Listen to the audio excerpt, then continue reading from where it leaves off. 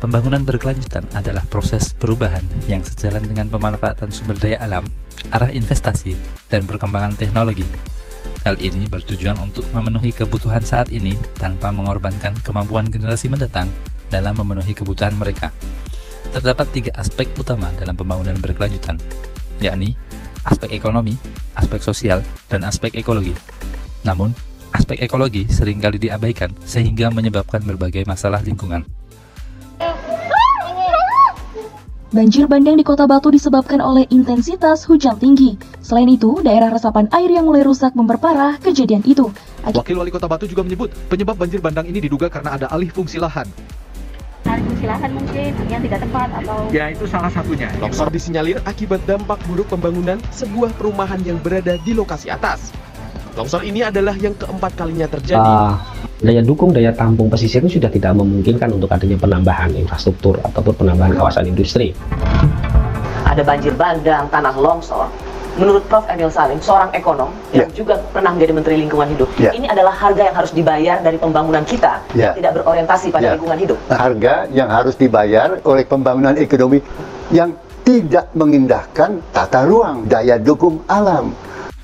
Melalui beberapa cuplikan video yang telah ditayangkan, terlihat fakta di lapangan bahwa aspek ekologi sangat sering diabaikan dalam pembangunan berkelanjutan, sehingga timbul bencana alam ataupun permasalahan lingkungan lain seperti yang sudah kita lihat tadi. Dalam proses pembangunan berkelanjutan, ketersediaan sumber daya alam, terutama yang berkaitan dengan daya dukung lingkungan, sangatlah berpengaruh pada kelancaran proses pembangunan itu sendiri. Oleh karena itu, tujuan pembangunan berkelanjutan atau Sustainable Development Goals menempatkan ekologi sebagai aspek utama dibandingkan aspek lainnya. Proses pembangunan mempengaruhi sistem ekologi dan sebaliknya. Memahami kemampuan lahan sangat penting untuk memastikan penggunaan lahan sesuai dengan potensi dan batasan ekologisnya. Dan salah satu instrumen yang dapat digunakan dalam hal tersebut adalah sistem informasi geografis. Sistem informasi geografis, disingkat SIG, adalah teknologi yang memungkinkan pengumpulan, penyimpanan, analisis, dan penyajian data geografis secara efektif. Data tersebut yang dimaksud merupakan gabungan dari data spasial dan data atribut. Melalui SIG, berbagai jenis data geografis dapat diintegrasikan menjadi informasi yang berharga dalam perencanaan dan pengelolaan sumber daya alam, terutama pengelolaan lahan. Kemampuan lahan merujuk pada karakteristik lahan yang mencakup sifat-sifat tanah, topografi, serta kondisi lingkungan lainnya yang mendukung kehidupan atau aktivitas di suatu wilayah. Kemampuan lahan sendiri memiliki komponen penyusun utama seperti tutupan lahan, penggunaan tanah, jenis batuan, curah hujan, serta ketinggian atau kelerengan. Komponen-komponen tersebut merupakan komponen berdasarkan karakteristik fisik yang menentukan kemampuan lahan untuk mendukung penggunaan tertentu tanpa menimbulkan degradasi lingkungan. Penggunaan SIG dalam analisis satuan kemampuan lahan tentunya memberikan pendekatan terstruktur dan ilmiah dalam mengevaluasi potensi dan kendala lahan untuk berbagai keperluan pembangunan. Rencana tata ruang menjadi landasan penting yang harus diintegrasikan dalam setiap kegiatan pembangunan berkelanjutan.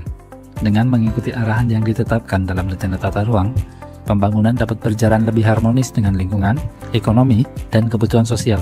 Sejalan dengan hal tersebut, fungsi kemampuan lahan yang menjadi kunci dari pemenuhan pembangunan berkelanjutan dari aspek ekologis ini perlu diperhatikan. Penting untuk melihat sejauh mana pengaturan mengenai satuan kemampuan lahan dalam penataan ruang. Di Indonesia, penataan ruang diatur dalam Peraturan Menteri Agraria dan Tata Ruang Kepala Badan Pertanahan Nasional Nomor 11 Tahun 2021. Dalam peraturan ini, daya dukung dan daya tampung lingkungan hidup menjadi salah satu data yang wajib diolah dan dianalisis sebagai pertimbangan dalam penyusunan penataan ruang.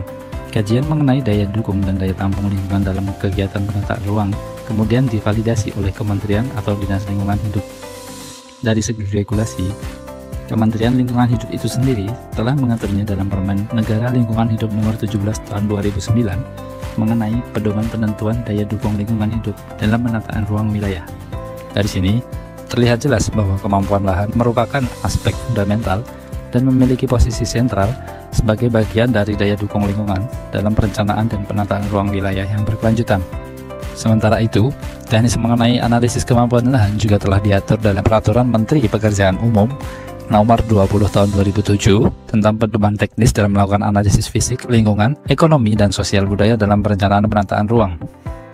Dijelaskan dalam peraturan ini bahwa kemampuan lahan terdiri dari beberapa satuan kemampuan lahan sebagai faktor penyusun kemampuan lahan suatu wilayah secara utuh.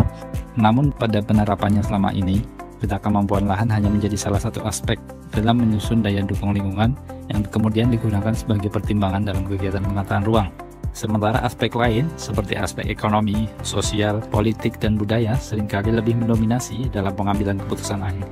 Hal ini mengakibatkan pembangunan yang tidak selalu sejalan dengan kapasitas lingkungan, sehingga dapat menimbulkan resiko degradasi lahan dan bencana alam ke depannya. Sejatinya, peta kemampuan lahan memiliki potensi untuk diimplementasikan secara lebih konkret dalam kegiatan pembangunan berkelanjutan pada berbagai lingkup wilayah administratif. Implementasi yang nyata dari peta kemampuan lahan dapat memastikan bahwa setiap aktivitas pembangunan selaras dengan kapasitas dan karakteristik lingkungan setempat. Misalnya, menentukan lokasi yang tepat untuk kawasan industri, pemukiman, atau konservasi berdasarkan peta kemampuan lahan dapat mengurangi risiko kerusakan lingkungan dan memastikan keberlanjutan penggunaan sumber daya alam. Dengan menggunakan peta kemampuan lahan sebagai panduan utama dalam pengambilan keputusan pembangunan, dapat meningkatkan efisiensi dan efektivitas kegiatan pembangunan itu sendiri. Hal ini mengantarkan kepada pembangunan yang tidak hanya menguntungkan secara ekonomi, tetapi juga bertanggung jawab secara sosial dan lingkungan pada suatu wilayah. Dalam video ini akan diberikan contoh implementasi peta kemampuan lahan sebagai instrumen strategi dan evaluasi pembangunan pada wilayah administrasi desa atau kelurahan. Peta kemampuan lahan disusun berdasarkan 9 jenis satuan kemampuan lahan. Dari setiap satuan kemampuan lahan, kemudian dilakukan pembobotan, superimpose, dan overlay untuk mendapatkan nilai akhir kemampuan lahan dan besar luasan wilayah pada tiap kelas kemampuan lahannya. Proses analisis dimulai dengan input data spasial tematik yang mencakup tutupan lahan, penggunaan lahan, jenis tanah, jenis batuan, curah hujan, ketinggian, serta dengan data tentatif lain yang mungkin diperlukan pada lokasi tertentu. Analisis beberapa satuan kemampuan lahan seperti morfologi, kemudahan dikerjakan, kestabilan lereng, kestabilan pondasi, ketersediaan air, drainase, erosi, pembuangan limbah, dan bencana alam. Hasil utama dari analisis ini adalah peta kemampuan lahan yang kemudian digunakan untuk arahan perencanaan dan pembangunan wilayah. Berikut ini adalah contoh peta kemampuan lahan pada Kelurahan Banjararum. Peta ini menunjukkan zonasi kemampuan lahan untuk pengembangan lahan yang dibagi menjadi 5 zona. Zona 1 atau kelas A berarti kemampuan pengembangan sangat rendah sampai dengan zona 5 atau kelas E yang berarti kemampuan pengembangan sangat tinggi. Zona kemampuan lahan yang berbeda dapat digunakan dalam menentukan wilayah yang dapat dilakukan pengembangan lebih lanjut sehingga akan terwujud efektivitas dan efisiensi penggunaan lahan. Dalam implementasi lebih lanjut, metadata peta yang tersedia pada SIG tersebut dapat dianalisis lebih lanjut hingga pada level padukuhan. Dapat dilihat bahwa sebagian besar padukuhan pada Kelurahan Banjararum telah sesuai antara arahan pengembangan dengan penggunaan tanah yang ada. Terdapat satu dusun yang dapat dikembangkan lebih lanjut untuk menjadi kawasan pemukiman padat perkotaan dan kawasan industri menengah, yaitu Padukuhan Kagongan. Terdapat juga beberapa padukuhan yang perlu dilakukan tinjauan ulang terhadap existing penggunaan lahannya. Berdasarkan contoh yang telah dijelaskan ini, dapat dikatakan bahwa data tekstual mengenai kemampuan lahan, seperti dicontohkan dalam tabel, dapat diimplementasikan di lapangan dipadukan dengan peta kemampuan lahan. Zona pada peta menjadi pertimbangan utama dalam memberikan rekomendasi pengembangan wilayah tersebut.